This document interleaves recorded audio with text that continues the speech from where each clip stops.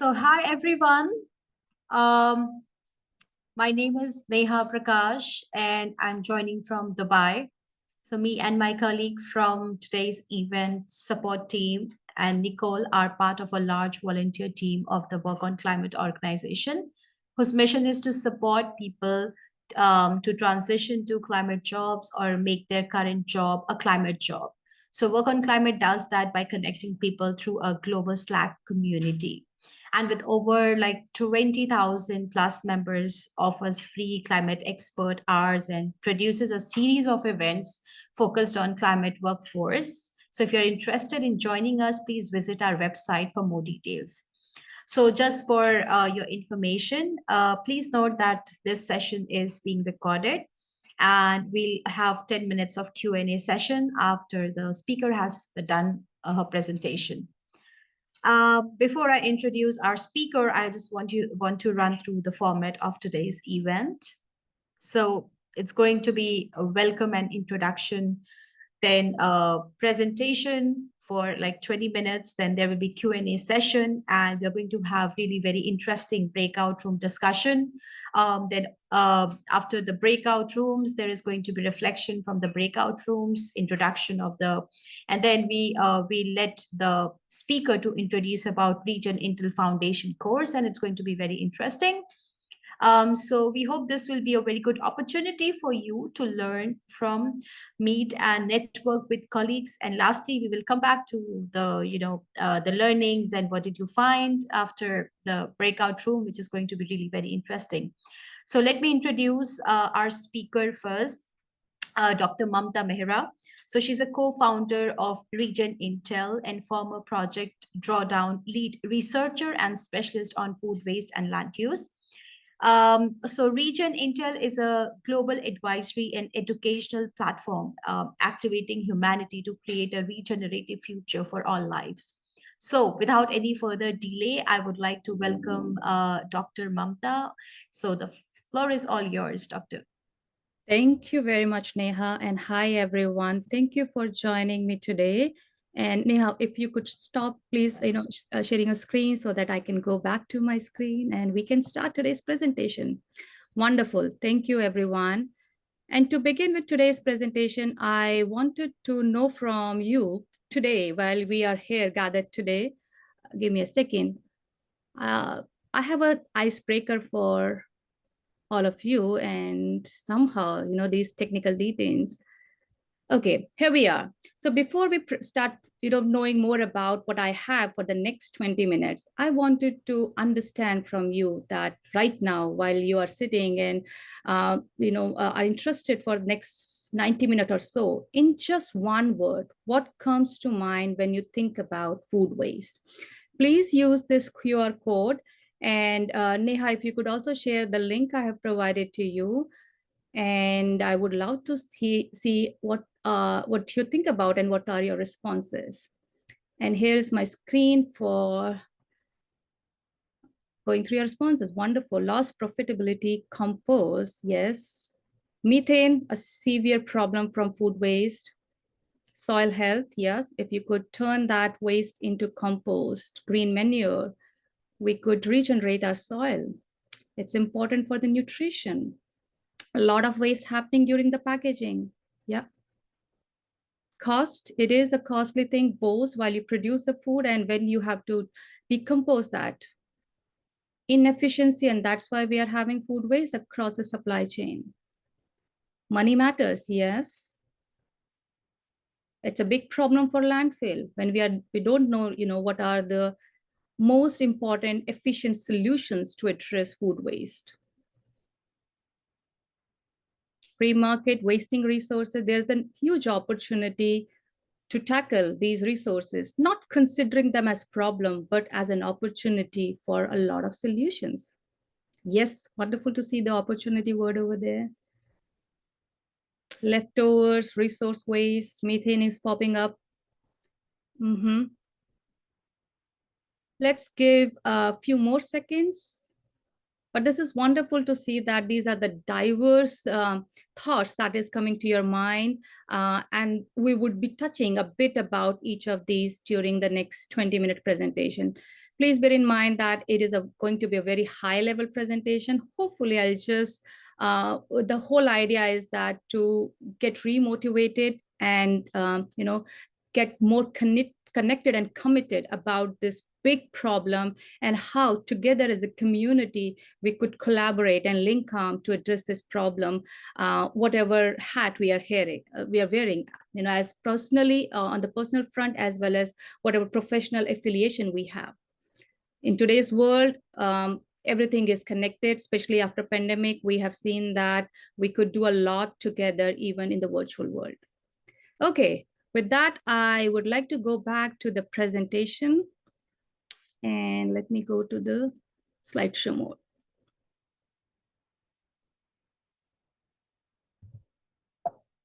Wonderful. So I wanted to begin with this statistic, which all of you, I believe, are aware that food, agriculture, and land use are contributing one of the most significant contributor of global greenhouse gas emissions. Nearly 1/4 of the emission comes from this sector.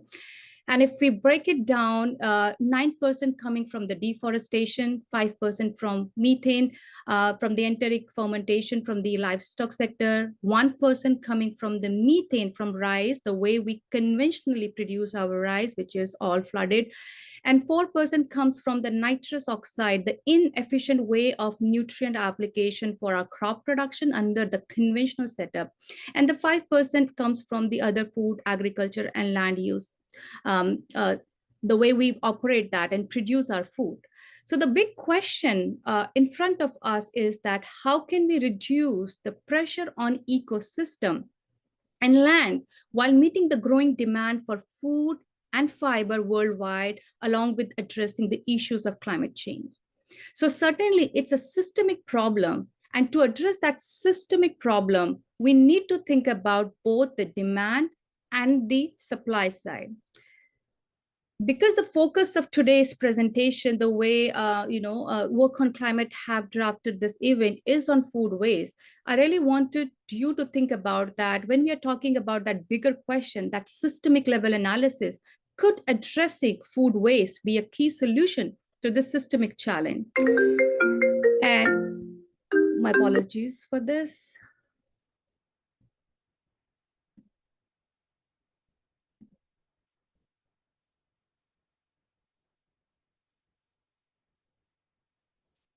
Sorry about that.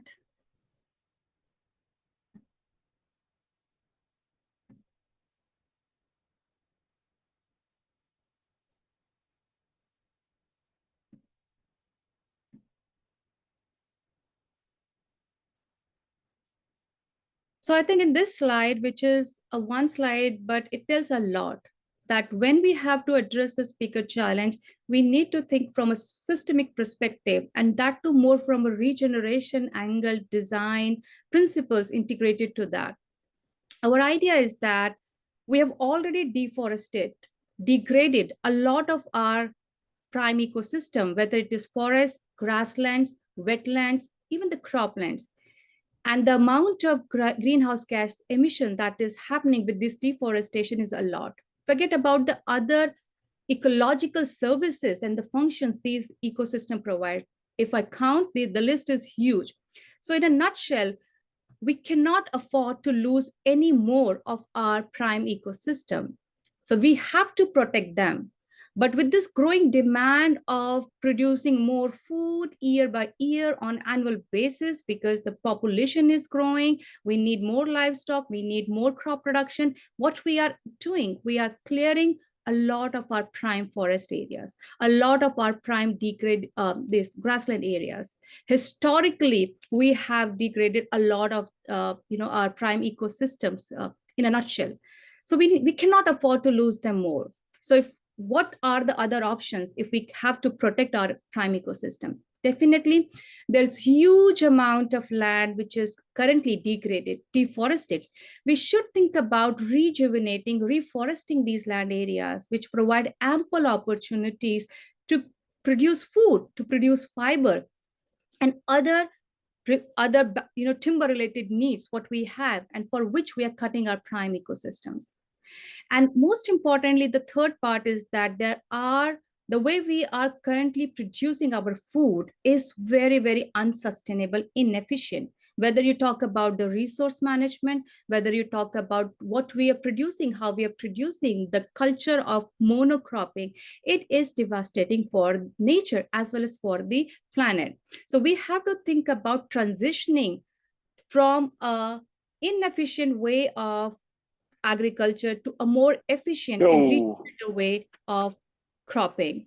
And there are many ways. When we worked with Project Drawdown, we have listed and come out with a range of solutions together for the land, agriculture, food, and oceans. We have worked on nearly 45 to 50 solutions. But coming back to reducing food waste and adopting plant diet, as I've said that, we have to look this problem from both demand and the supply side. Because the pressure is increasing from the demand side, we are cutting down our prime ecosystems. We are putting more and more synthetic fertilizers in order to produce more food out of the same soil. But we are ignoring the fact that adding more synthetic fertilizers to the soils is actually killing the soil bacteria. It's actually degrading the soil health. It also polluting the water subsurface, or the surface water. Besides, releasing the nitrous oxide to the atmosphere, which is a highly potent greenhouse gas than carbon dioxide. So this reducing food waste, it has a big opportunity and solutions to address this problem. Across the supply chain, if we see, nearly 30 to 40% of the food get either lost or wasted. And this diagram from the Department of Agriculture Economic Research, US, is showing that at the production level, definitely most of the losses are happening of the extreme weather climatic events that is damaging the crop. There are pest, insect attack, and the way we are harvesting, how we are harvesting, a lot of crops and the food products get wasted along that chain.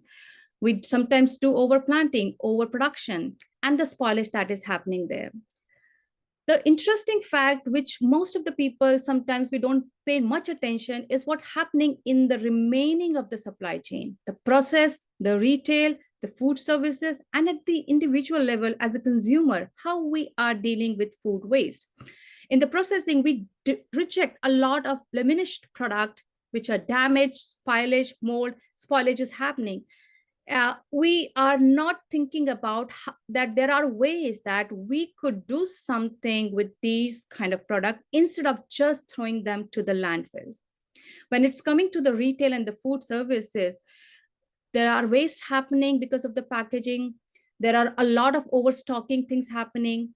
Spoilage is also happening over there. And also there are confusion, which is about in the, that's a consumer level, but I'm bringing at the retail level as well. A lot of time, the way food products are labeled, it's so confusing that consumers are not completely aware. And without that complete awareness, we end up, throwing those stuffs into our dustbins without knowing that they could be used, could be of further use. And when it comes to the consumer level, a lot of people feel that, oh, can I do something as an individual level to address this problem, because I am really worried about. And this is really true. When we wrote an article for Scientific American in 2020, we gave an anecdote that normally it happens, imagine this weekend, if you're going for a grocery shopping, and when holidays are coming, Christmas, New Year, our normal tendency is to overbuy. We normally buy a lot. So what we have seen is that imagine a person going to Costco, for example, and buying 3 bags of food, different food items. When we come back to our home and then check in a weeks later that how much of the food we have actually used and how much is now because it's not being used and now it's got damaged, spoiled, I have to throw it in the dustbin. It's around the 2 of the 3 bags, what you have actually produced is going for that waste, because it is our tendency to overbuy, and especially for stores like Costco and so on. So as a consumer, we have, sometimes there is an infrastructure issues. Again, these the causes of food waste across the supply chain varies from what part of the world are we in.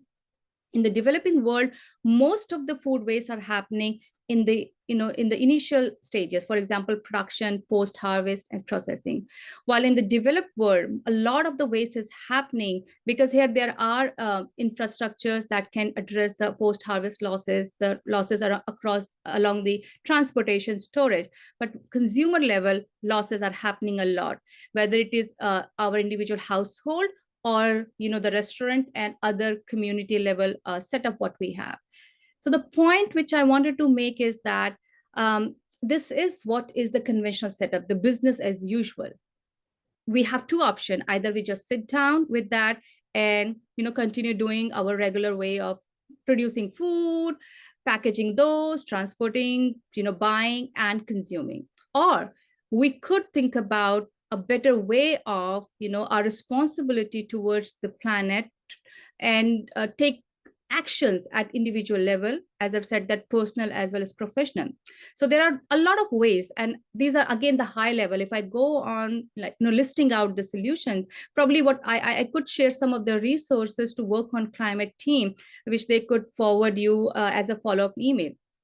So regenerative cropping and harvesting technique, there are a lot of new ways, innovative ways are there, and especially with the advancement in the digital technologies with geospatial technologies, remote sensing and drones and all that, we are better equipped with reducing the losses happening at the production and harvesting level.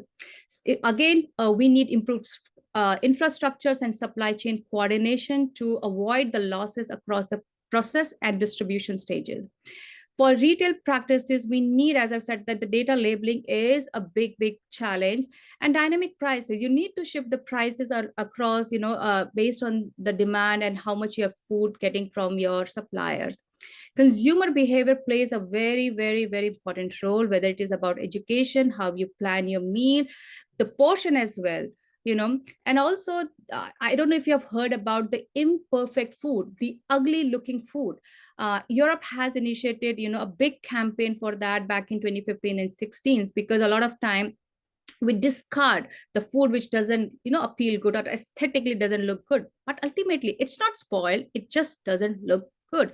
So what is the criteria for us, for rejecting a food versus accepting it? If it is, a look, I believe that should not be a good enough cause to to reject a food and contribute it to a food waste, which ultimately goes to landfill, and a lot of it releases methane, and a lot of energy also goes to decompose it later on. Redistribution: if we have enough food which is in good form, which is not being used, there are a lot of food rescue programs that are working across the globe, and we should think about that. And definitely waste segregation, so that we could compost the biodegradable one and then use that compost for regenerating, as I've said, that our soil health.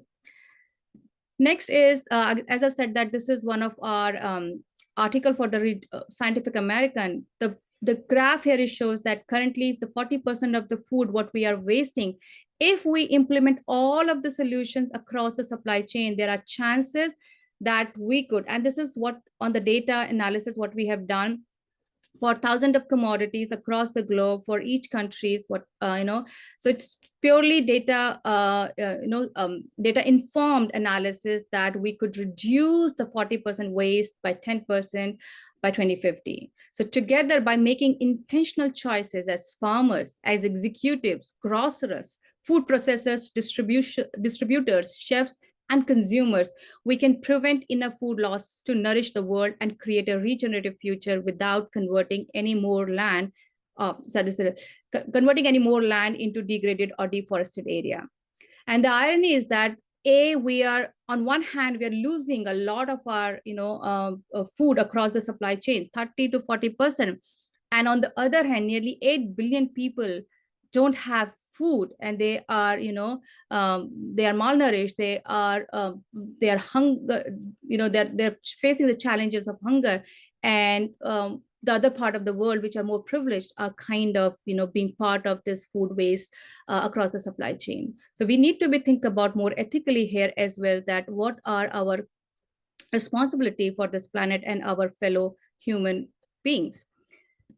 And this slide on plant-rich diet I wanted to highlight is that food waste is a big problem, but in that food waste, a lot of the food that is getting wasted and which is contributing a lot to greenhouse gas emissions are the animal-based products, because they take a lot of energy to produce, a lot of energy to package, distribute, and all that. So if we somehow adopt gradually slow on some sort of a behavioral change, we are not proposing an idea of totally abandoning your meat from your diet, but it is about not leaving meat, but how to integrate more and more plant-rich diet, which is healthier and also helps addressing this problem and making this planet a more regenerative and a planet positive species.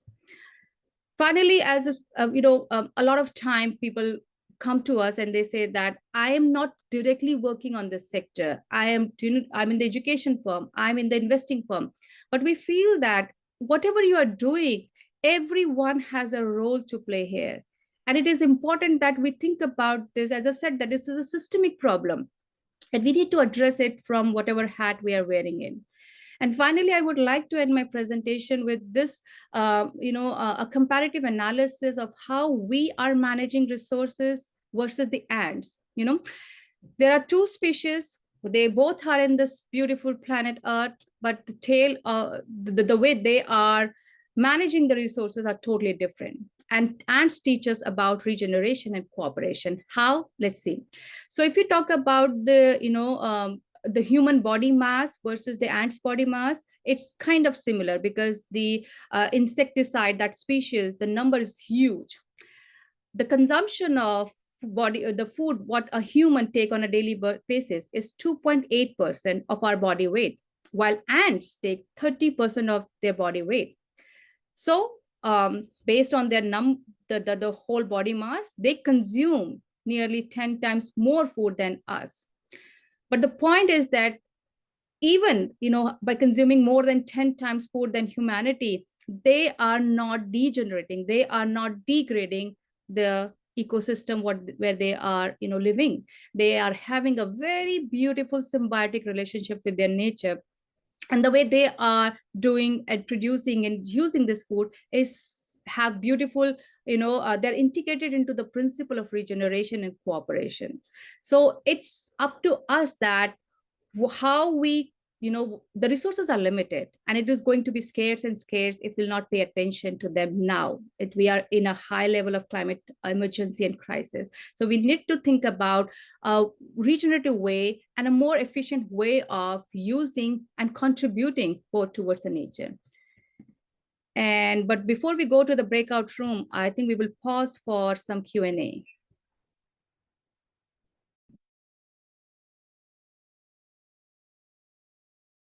Okay, thank you so much, Mamta, for such an amazing insights. So now what we need to do is, so we'll have 10 minutes time, and whatever questions you have, please use the raise hand emoji to ask your question. And if you want, you can also drop your question in the chat and we'll read it for you, so you can get your answers. Please go ahead.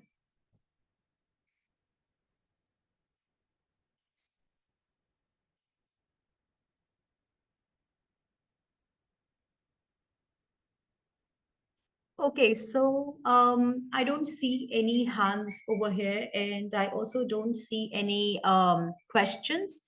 So it's good. We'll get more time in the breakout room. So I will let Dr. Mamta to introduce what activity we are going to do. It's going to be really amazing. So Dr. Mamta, please share the details. Okay. Since we don't have any questions for Yeah. us, we can directly go for this breakout room activity. The idea here is that we would be sending you in small breakout rooms, and we would like you to think about this waste to solutions, as part of your discussion. So we want you to introduce yourself so that your fellows knows who you are, what you do. And we want you, while you're introducing yourself, we want each one of you to give one example of food waste that you have noticed in your context, either at your home, in your restaurant, or any events, family events or public events. Then we want the team, the group, to brainstorm, two key sources of food waste relevant to your experiences. You might have come across many, as if you're 4 and 5 people in a group, but think about two key sources of the food waste based on your experience. And finally, we want you to think about how to address those sources, those problems, and think about the solutions, some practical solutions for each source.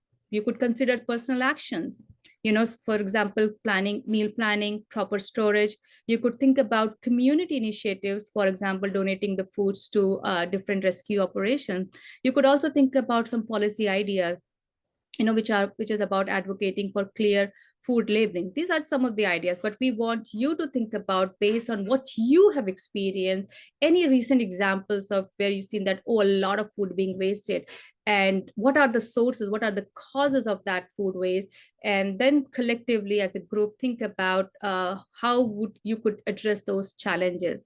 And at the end, once you are done with your the breakout room discussions, we want you to nominate one person, so that once we are back to the main room, that nominated person from your group could reflect whatever you have discussed, the insight from your discussion. We will go to the breakout room, but before that, I just wanted to give you all some space if there are any question or any clarification you want for regarding this breakout room activity.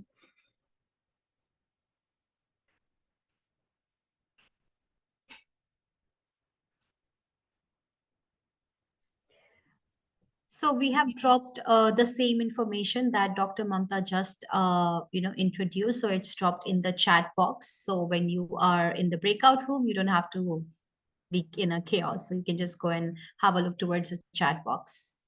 So I think we can so just give us a few seconds, and you will be automatically sent to the breakout rooms.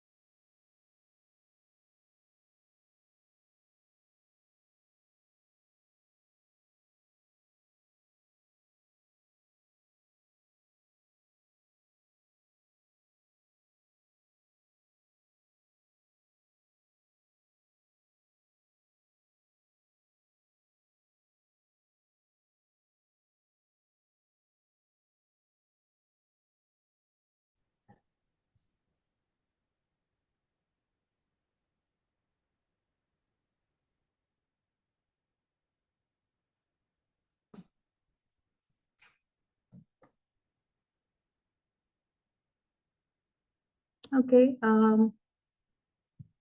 So let's see if everyone is back.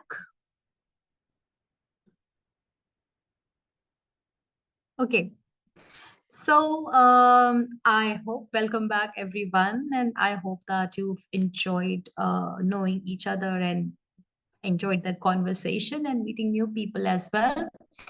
So now what we are going to do is, so we have 4 groups, and we let you to nominate one person from each group, and let's discuss like whatever you had discussion in the breakout room about one source of food waste and one innovative solution that you discussed in the breakout room. So anybody who want to take the initiative first is welcome. So please, group 1, 2, 3, 4.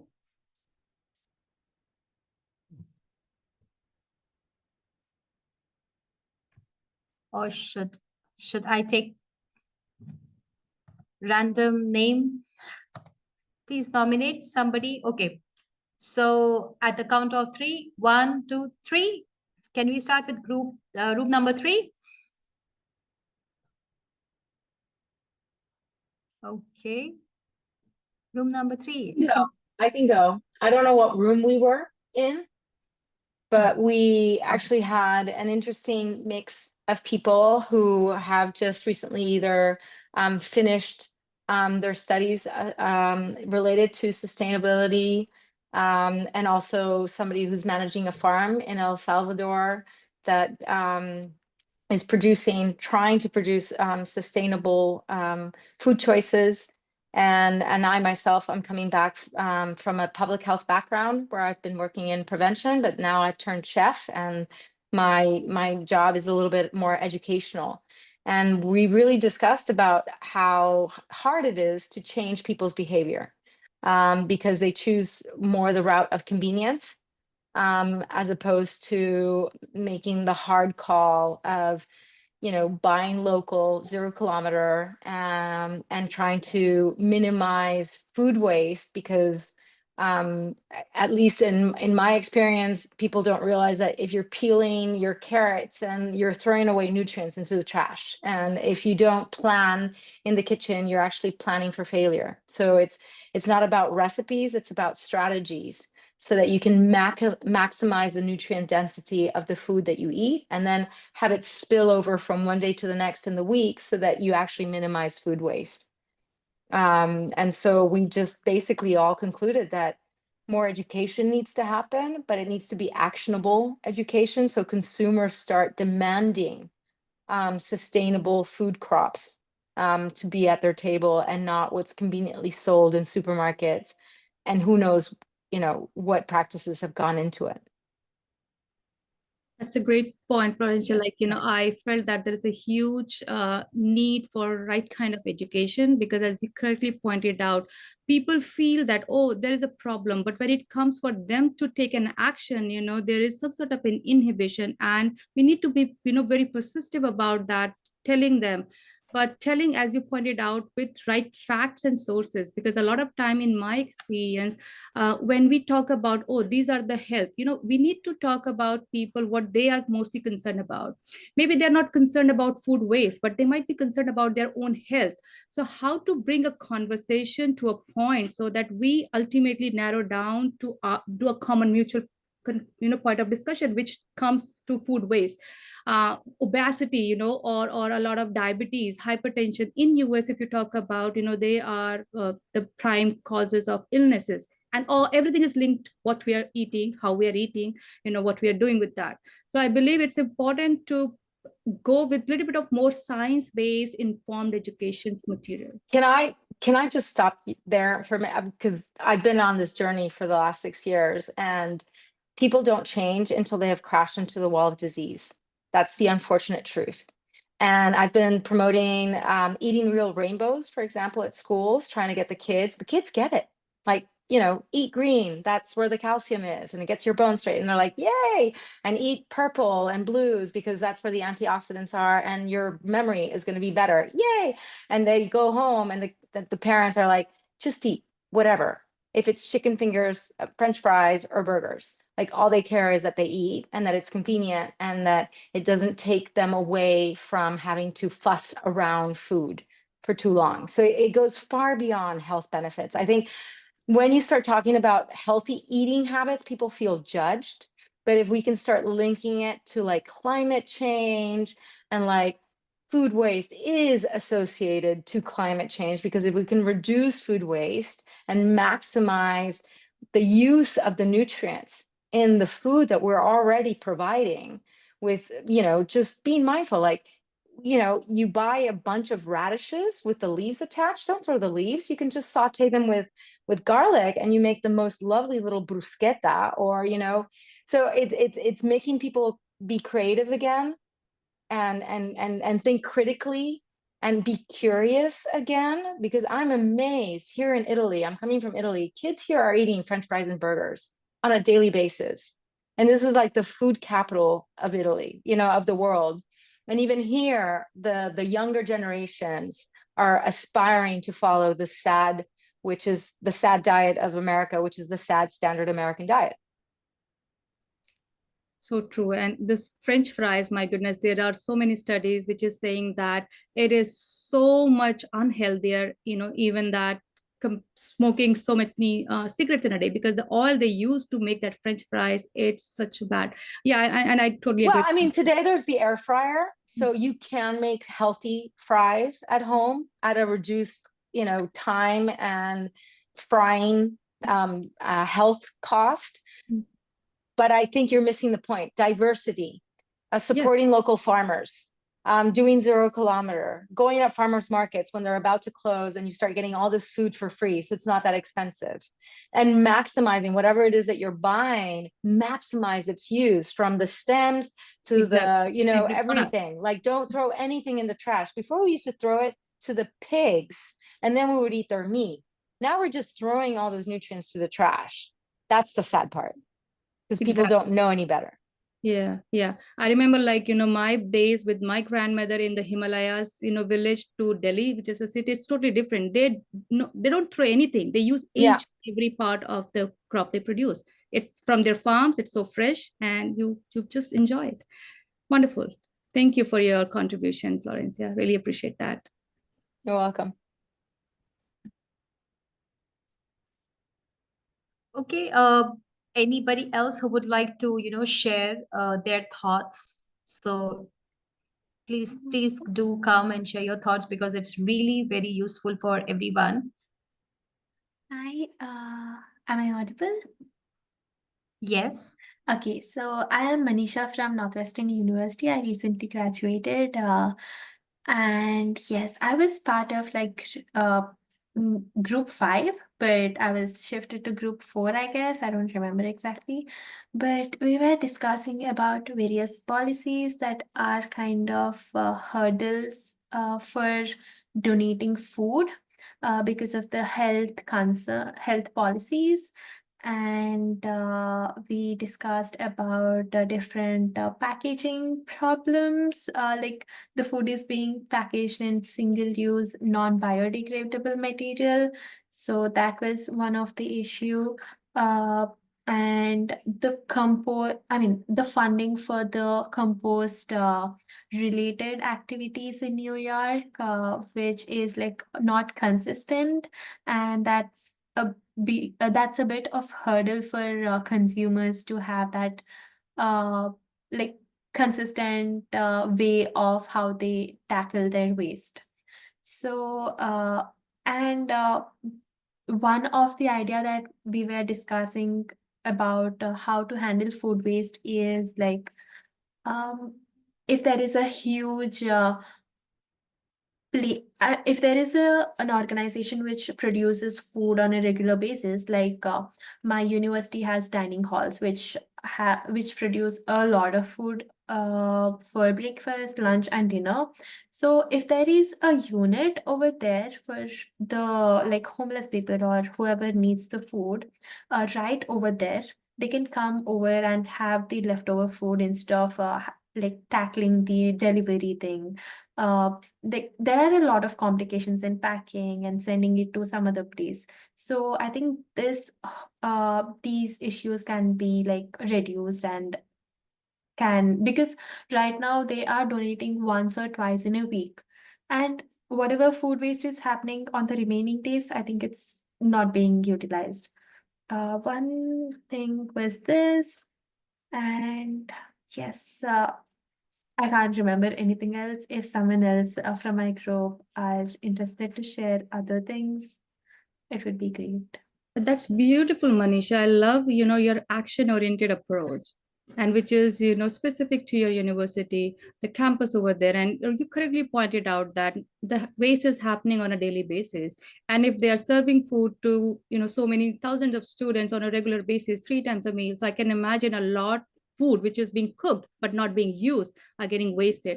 So it is, I believe, now your responsibility to think about, there definitely would be some organizations or institutions who are working, in that locality, who are, are maybe tied up with people who are homeless. So I think if you could try, oh, definitely we could find out the contact person which you are looking forward. And hopefully in year 2025, your university would be saving a lot of those food and, delivering this food to who are in need.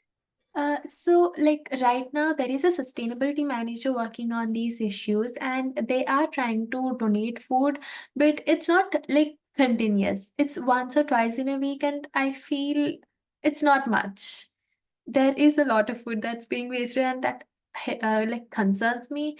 So one possible solution is what I said previously, like having a small unit in the common place, like which could be accessible by outsiders, and whoever is in the need of food, they can come over and just have food.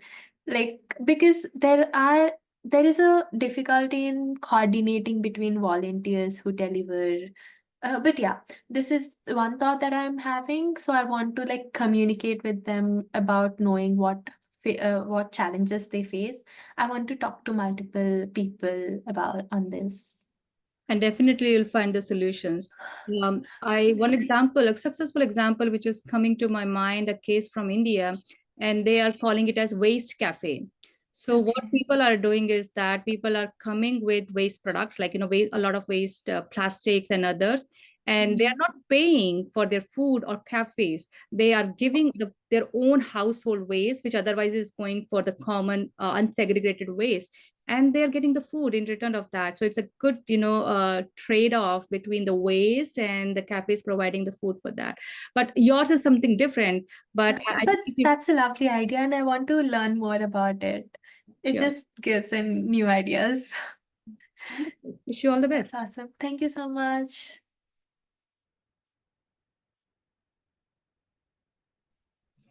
Amazing, Manisha. And yeah, we still have some time to hear from more of you. Please share your thoughts.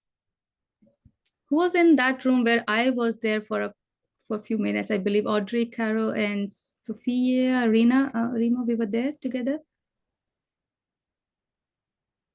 Audrey, you want to volunteer? Sure.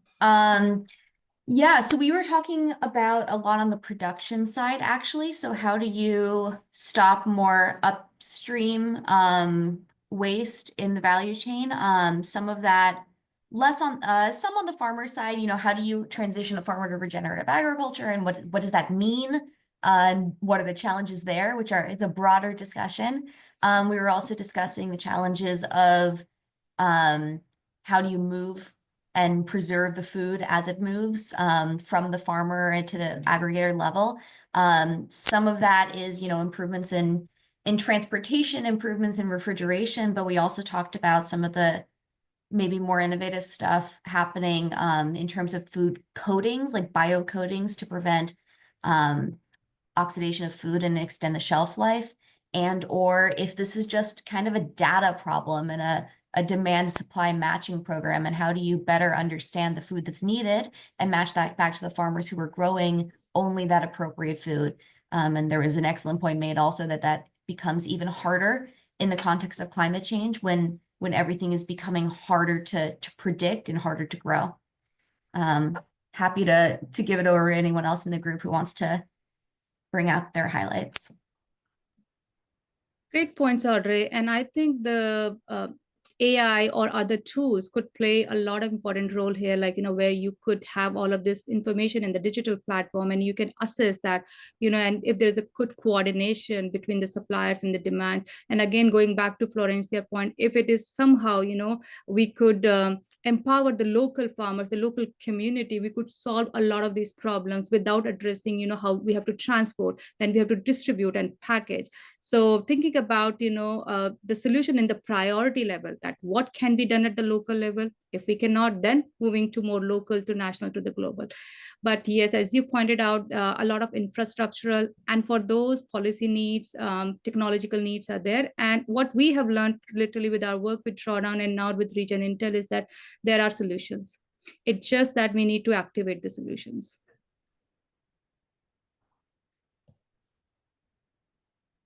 Thank you so much, Dr. Mamta, adding to this, everyone who is coming here and speaking and discussing about their insights. So yeah, I would like to encourage more people to come up because we still have some time. So we can go with one more volunteer to speak. So I think group one has, yeah, please, Katya, go ahead. Yeah. So our group, I don't remember which room I was in, but we mostly talked about office and event food waste that kind of happens there.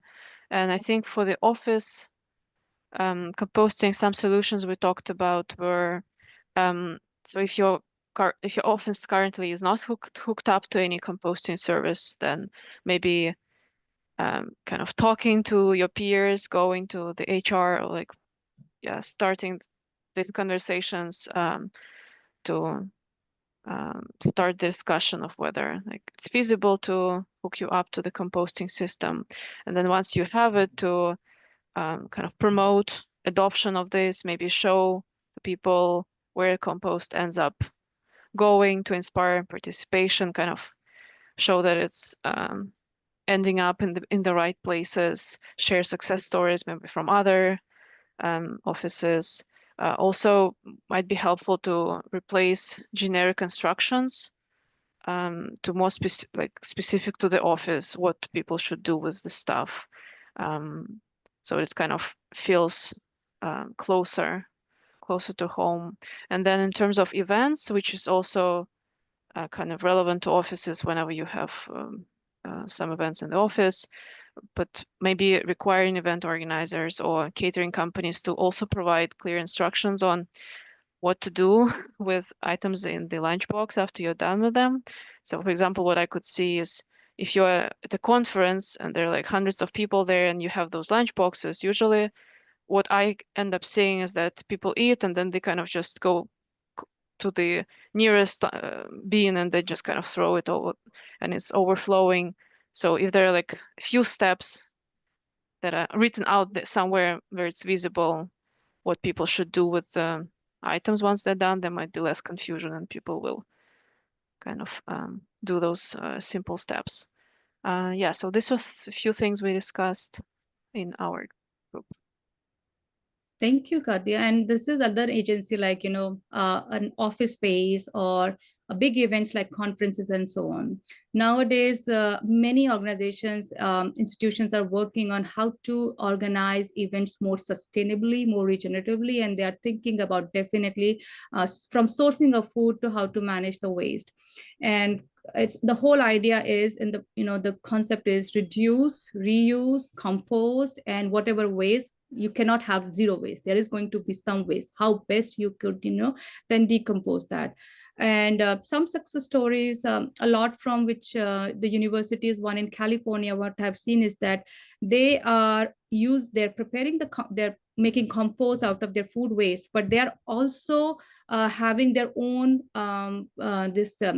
as you said, not the kitchen garden, but your office garden where you're using the same compost and growing some food out of that. Again, it depends, and also depends whether you have those kind of infrastructure within their office, but starting with the composting and liaising with the one who are doing that should be a good step to go forward.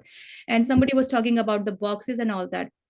Other problem with the packaging, biodegradable and all what we need, and we are using a lot of plastic. Plastic is such a big problem, not only for the food waste but in the entire our resource consumption, and it is damaging our oceans, it is damaging our the prime ecosystems, landfill area. So we should try how best we could eliminate or minimize the use of plastics from our food cycle.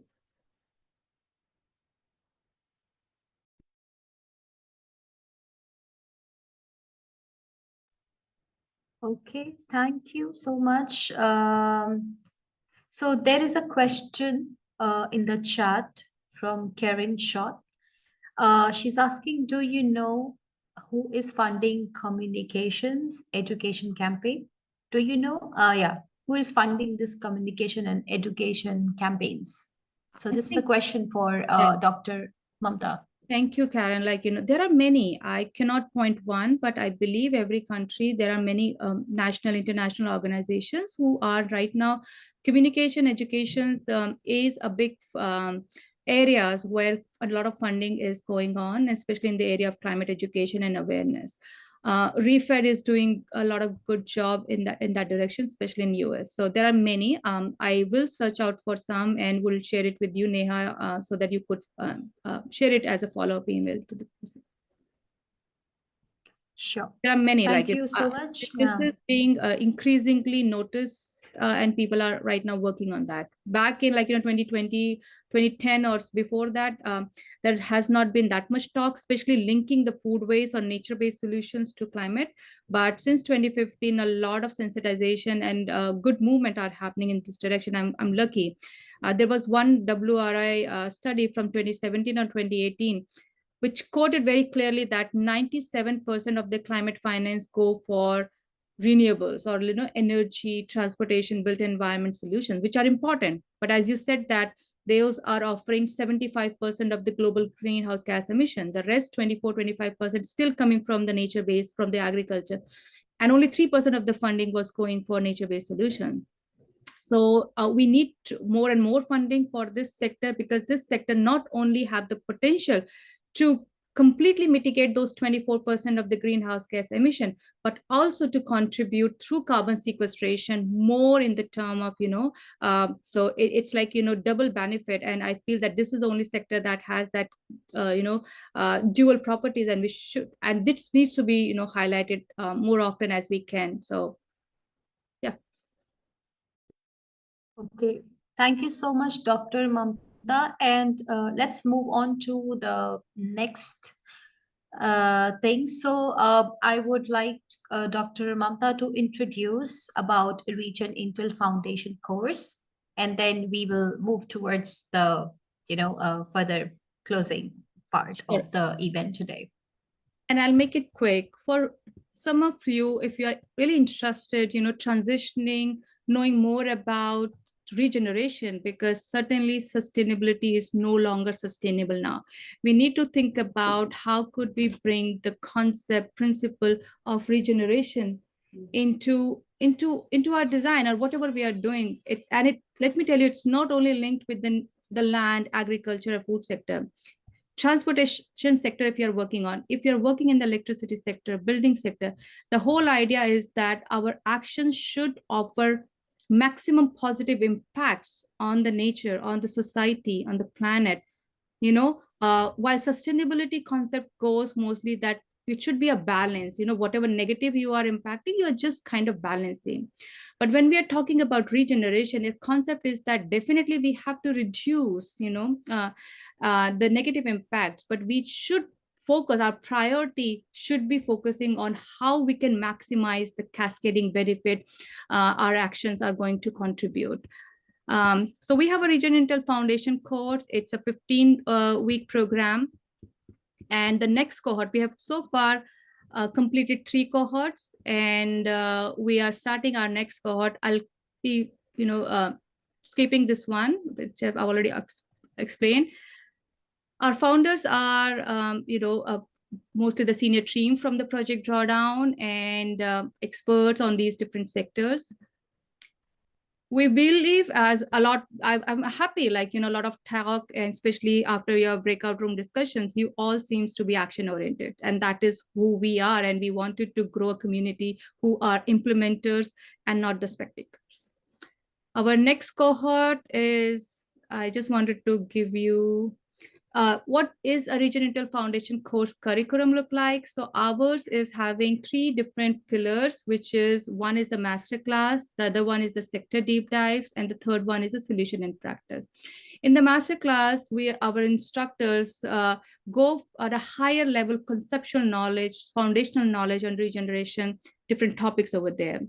While in the sector deep dives, we further go into the deeper aspect and look into a systems of that particular sector, whether it is electricity, built environment, land use, and try to see the interconnectedness and how what regeneration means to that sector. So it's a further deep dive into that particular sector. And while solution in practice, We also want to showcase examples that these concepts and principles are not just theoretical, they are actually working and there are successful stories. So there are speakers who are actually running organization, corporates, or other successful examples of those regenerative concepts, and they come and share the hands-on experience with the fellows. These are some of the examples of our great speakers, what we have. One of the interesting aspects which a lot of our fellows like is that this course has, along with some sort of assignments, individual assignments, group assignment, we want you to take an opportunity, utilize those 15 weeks to work on a climate project, your own climate quest, which might be in your mind for some time, but you might not be, thinking about that because of your personal, you're not getting time, because of your personal or professional commitments. But use this time, get the mentorship support from RegenIntel team. A lot of our cosmos of stars are there to provide and assist you, and work on a climate project and try to come out with a plan to implement it once you complete your course with us. So, and people are at different level of their quest. I will not going in detail. We will share this link with you so that you could go through that at your pace. It's a 15-week program, as I've said, that starting on January 27th and concluding on May 9th. We have live sessions between Tuesdays and Thursdays, Tuesday, Wednesday, Thursday, starting from 12 p.m. Eastern to 1:30 p.m. Eastern. We offer two pathways, standard versus advanced. I understand that a lot of fellows who join us are working on a full-time basis. So the attendance requirement for a standard path is 50%, while it is 75% for your advanced path. And there are weekly assignments, your final climate quest, and at the end, after submission of all of your assignments and quest project, you get your certificate. As I've already explained, there are standard pathways and advanced pathways. The advantage of advanced pathways is more curated, more one-on-one support on your climate quest and on your journey to regeneration. We also offer some scholarships, some of the feedback and reviews from our past fellows, how they've experienced joining this course. And I will share, we are still recruiting, and if any of you are interested, please let us know. As Work on Climate is our, as I've said, that there are some scholarship available, but I'm going to close this because we are running out of time. But we also have for our partner affiliate, which is Work on Climate, a special discount code. And if you're interested, we would be happy to offer you that code. All of this information we will provide you to you, Neha. And if you could add that to your follow-up email, that would be great. But for the next 1 minute or so, if you have any question, which is immediately popping to your mind, please let me know.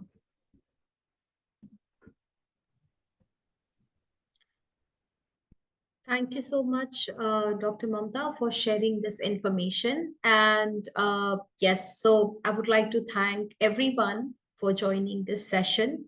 And I hope you all were inspired and gained valuable insights into the topics of food waste. So tremendous. Thank you so much, Dr. Mehra, for being with us today. So we are truly thankful for your time. So now we would like to request the attendees to please take a couple of minutes before you go and give us some live feedback, so we are able to improve work on climate events, so we can support a wider community. So I'll just share my screen so you can scan the QR code, and you can also find the information in the chat box as well. So thank you so much, everyone. Please do share your feedback.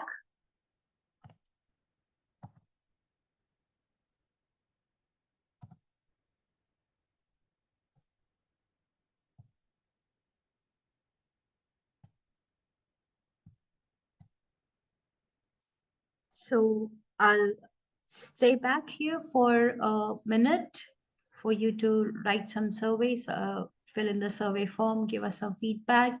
Thank you so much, Doctor, and everyone. It was a really very inspiring and insightful event.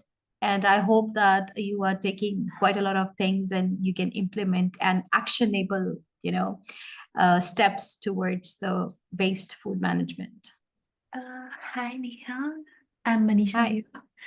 I just Yes. want, apart from all these survey thing, I just want to thank you personally and to Mamata that to have this like event where I always had this willingness to connect with people and discuss on these various issues, and it's like really such a good place to connect with people with similar mindset, and I really enjoyed the whole event.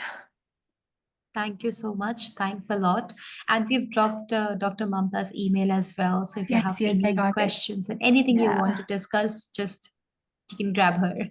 Awesome. And Thank you yes, so to much. join, I'm sure you are already into the work on climate. So the Slack community that we have. So since you like communicating and networking and would like to know more and more, so within the Slack community that we have, there are different groups where you can get ample of information towards sustainability, climate, and it's a Okay. huge ocean.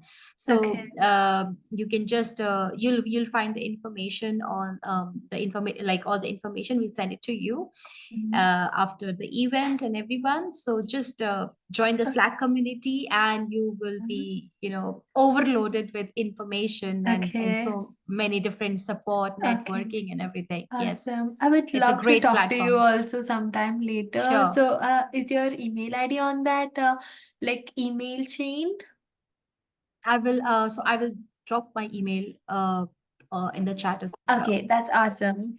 Thank you Yeah. so much. Thank you so much. Thank you. Thank you. I'll be waiting for your email ID. Yeah, Okay. I will drop it. Awesome. Don't worry. Thanks, I'll everyone. reach out Have to a you. good day. I wish you all happy holidays, and thank you for thinking about food waste. Bye. Awesome. Happy Christmas. Happy Christmas, Happy New Year. Bye. Bye. Okay, let me share my email, Manisha. Bye. Let me send you a direct message.